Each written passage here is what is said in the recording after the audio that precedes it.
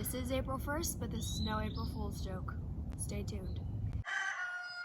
One small town New England family living out their adventures, one day at a time, sharing for the whole world to see.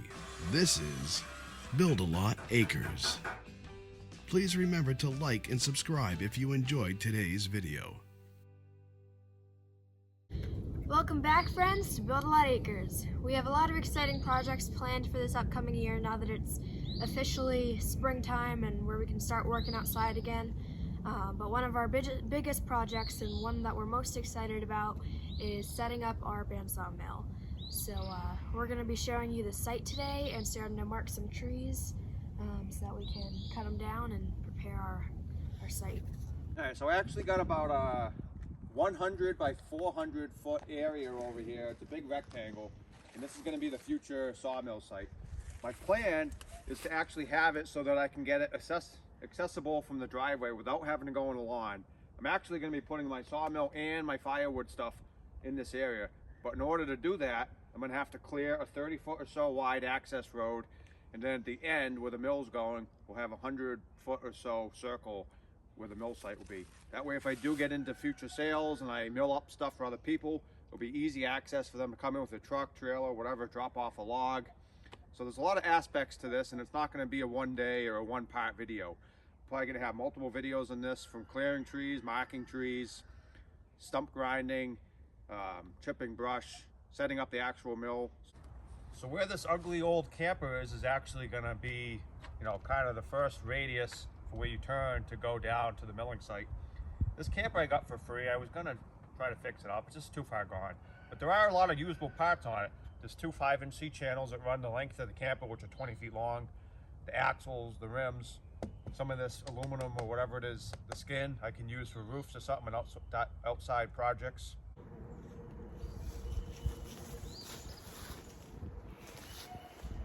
Good.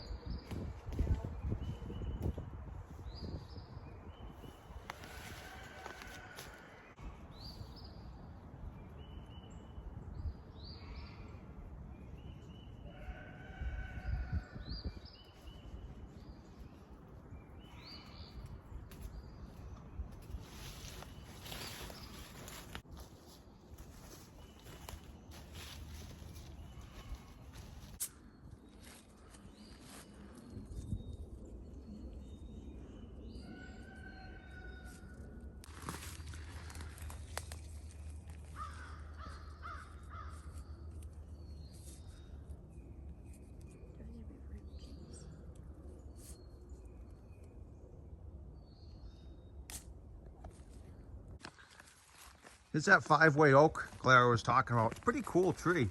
I don't see many like this. If you measured the base, it's probably a good 5 to 6 feet across. We actually have a few of these on this wall going down. I think there's at least 3 groupings like that, which is pretty cool.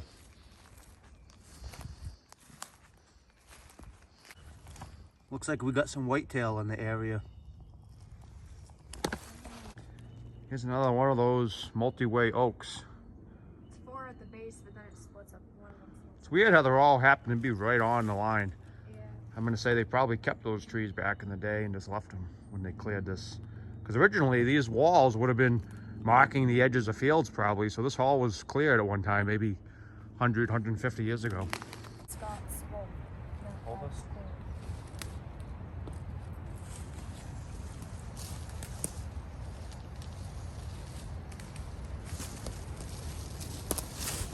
That's good.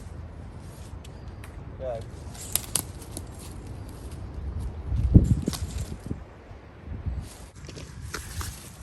Want me to mark this one too? Yeah.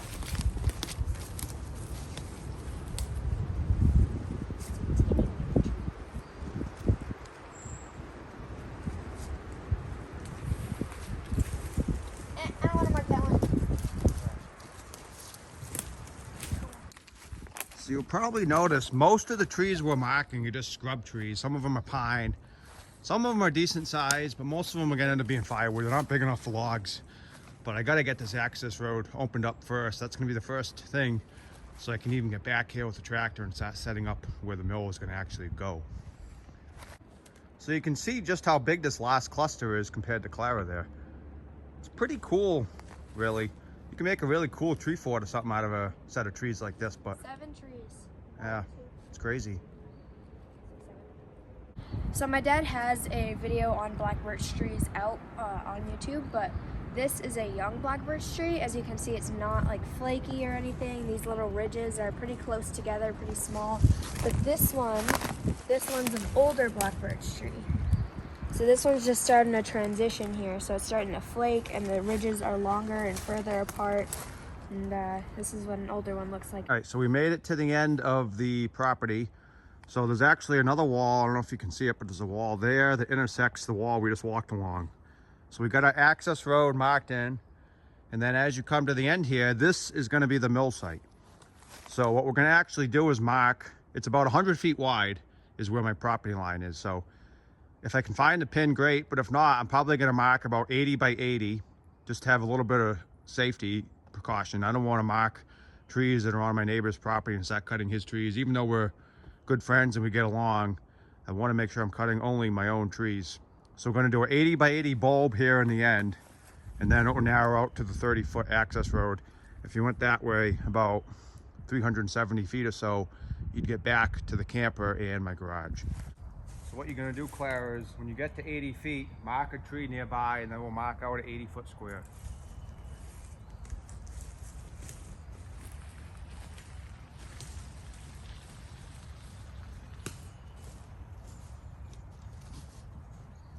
I'm under there. Good? Yep. You're only at about 50, right? 40 or 50? Go that way a little. Stay straight.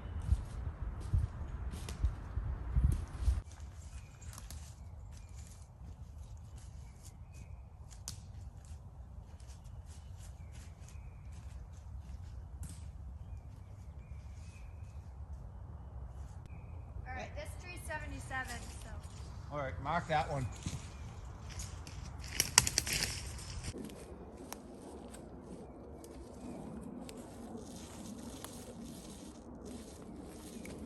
It's a good little trick.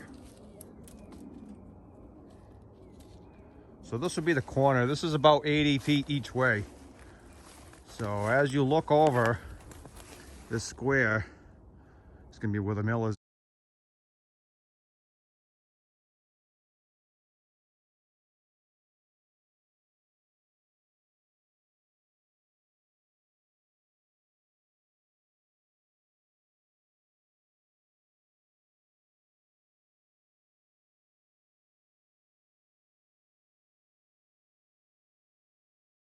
That was weird. It started to very lightly rain for maybe 5 minutes, probably less than that to be honest.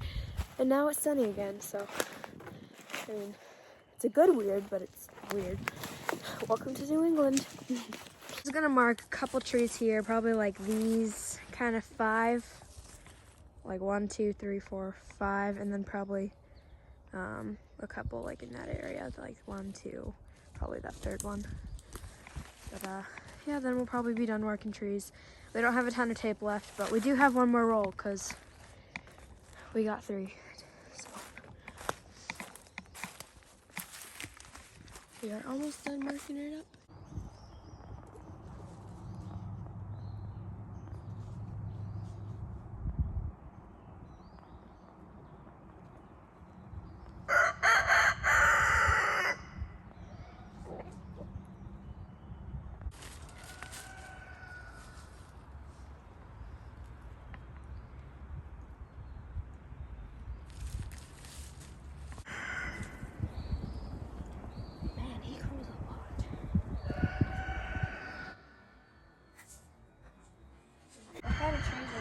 Those would be poplar.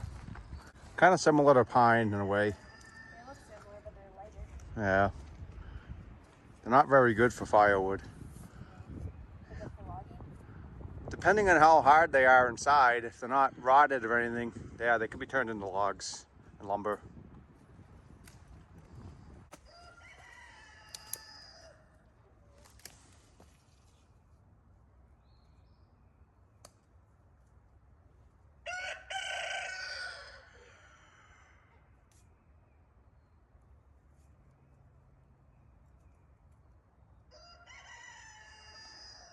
tree.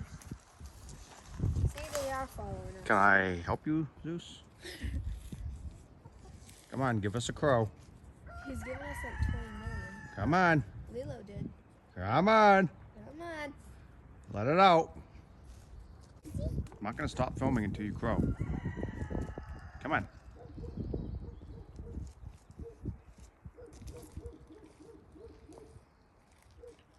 Let it out. Come on, Zeusy. You can tell if it's Zeus crowing because the other two have like puberty voices, and he has like a deeper voice than them. So we got everything that needs to be marked. It's probably just about everything that we're gonna be doing for today. There's a lot of trees that we marked. I don't know Yeah. exactly how many. I didn't count them, but there's dozens and dozens of trees. Maybe 50 trees, 60 trees. I don't know. But so there's going to be some exciting videos coming up ahead. We're going to be getting a wood chipper for sure for the Coyote. So if you guys have a particular brand or model you think I should get, please leave that in the comments. Right now I'm leaning towards a Woodmax 8-inch chipper with a hydraulic feed. And also, if you guys have any suggestions for the mill, please leave those in the comments. That's what I'm really interested in hearing about. I don't know a ton about them. Right now I'm leaning towards the Woodland Mills HM 130, I think it is. Does a 30-inch log, and I would get enough extensions to do 16-foot lumber. I would like to do longer, but even 16-foot boards would be nice. But a lot of the people I've been talking to in person have been telling me get a hydraulic feed, which I think are a lot more money, like the Woodmisers. So obviously I'm on a budget just like everyone else. I can't spend 30 grand on this mill for personal use. So I'm looking to spend, 5 to 7, 8 grand, somewhere in that range. So if you guys have a particular mill you think would be the best for me, and you have experience with it, or you know someone who does, or whatever, let me know in the comments. But until next time, have a good one.